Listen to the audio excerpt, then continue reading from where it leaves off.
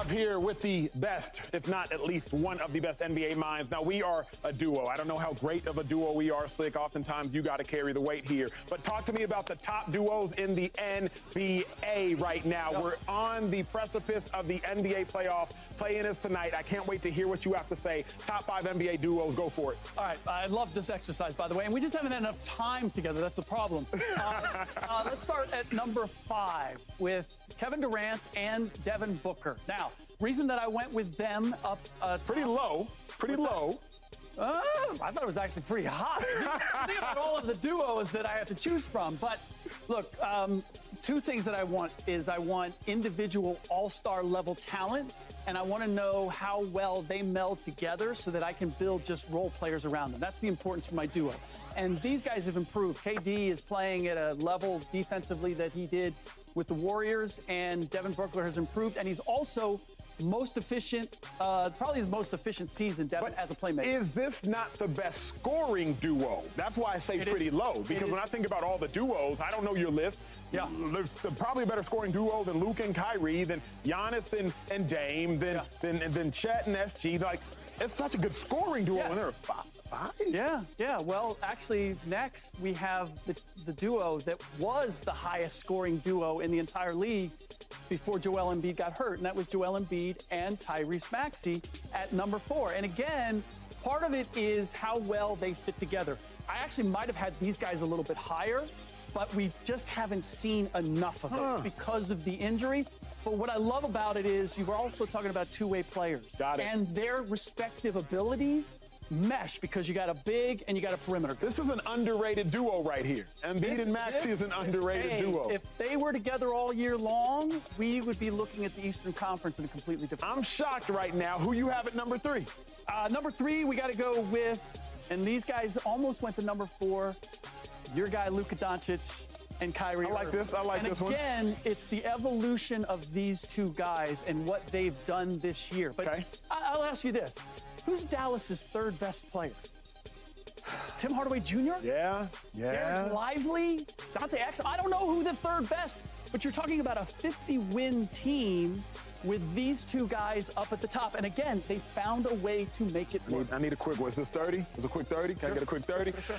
KD and Book. If you want to put Luka and Kyrie here, 2 offensive wizards that don't necessarily play a ton of defense, at least they're not known for it. The Mavericks have been playing defense as of late. Shouldn't KD and Book, who have both gone further individually, Book, he's led his team to the NBA Finals. Clearly, Kyrie won with LeBron James. KD, we don't need to talk about everything he's done. Why would KD and Book not be at 3, Luka and Kyrie be at 5? Because what I have is too much duplication here in terms of scoring.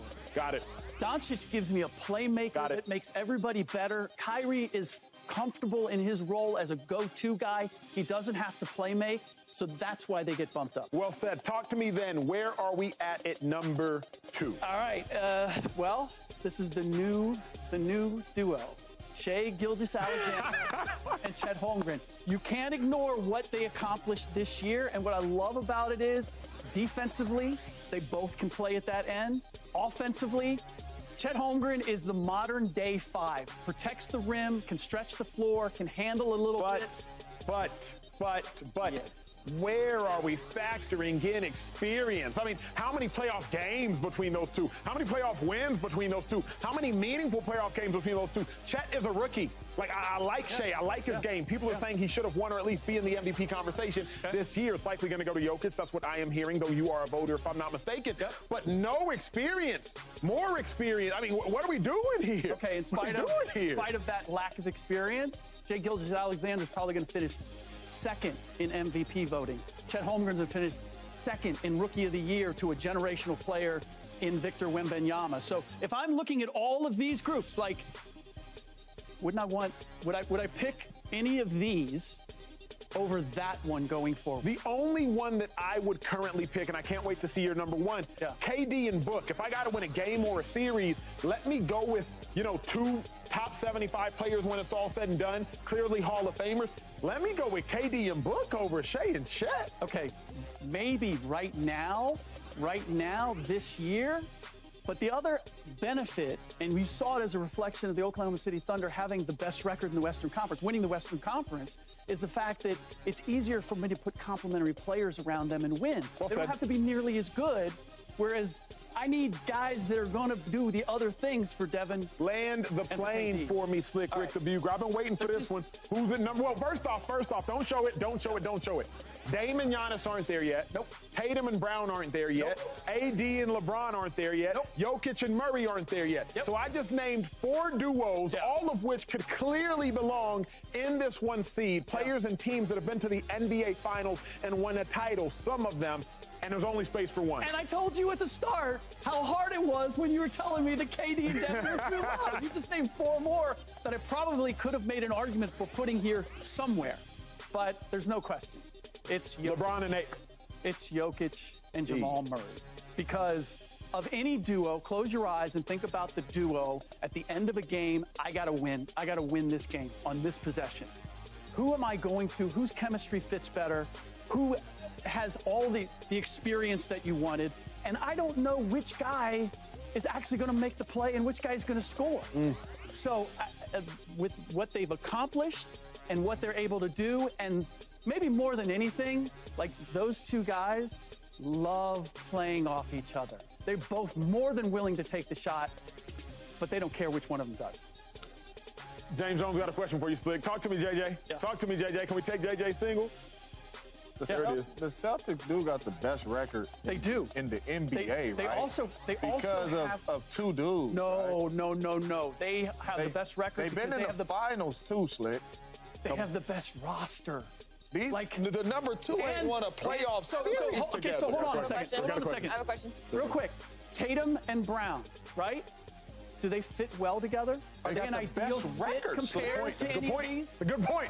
Wait, Joy Taylor has a question. Slick, Joy they Taylor fit has a the question. best. They got the best record. Joy Taylor. Where do you have the Slick. reigning Eastern Conference champions on this list? What do you mean? The one who in the finals last year? As it was a duo. When Jimmy Butler decides to play more than 59 games in a season, It was a duo. I will put them back up there. You know what games he does play? It doesn't matter. Joey, don't even look at me. Acho didn't even mention them among duos. He didn't even put them. If there's no AD and Braun, I'm questioning. But I do. What I love about this is I know how much time you put into watching the game of basketball. A list like this is not Slick, made I don't frivolous. know. I'm questioning the time you put in. Subscribe here to get the latest from Speak, and go watch a few segments from our other shows on FS1.